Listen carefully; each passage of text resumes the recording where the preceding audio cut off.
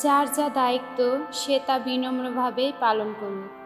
রোমীয় 12 অধ্যায় 3-8 পদ।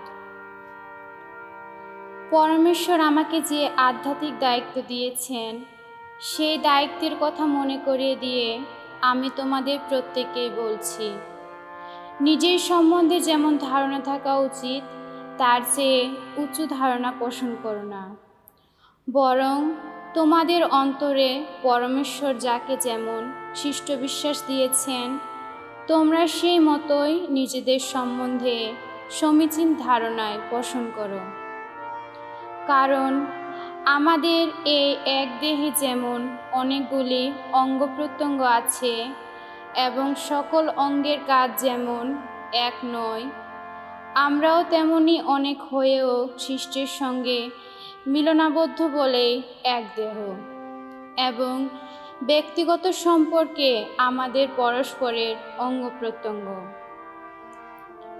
আমরা প্রত্যেকেরই প্রতি পরমেশ্বরের স্বতন্ত্র অনুগ্রহ অনুসারে আমরা প্রত্যেকেই ভিন্ন ভিন্ন আধ্যাত্মিক শক্তির অধিকারী।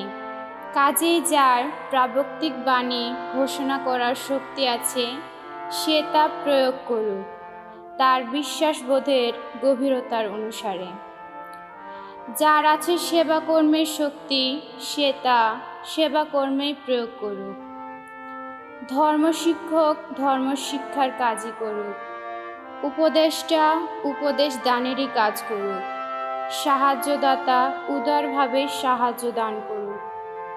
কর্তৃত্ব যার হাতে সে সযত্নে কর্তৃত্ব করুক। দয়া দাক্ষিণ্য যে করে সে আনন্দের সঙ্গেই তাই করুক।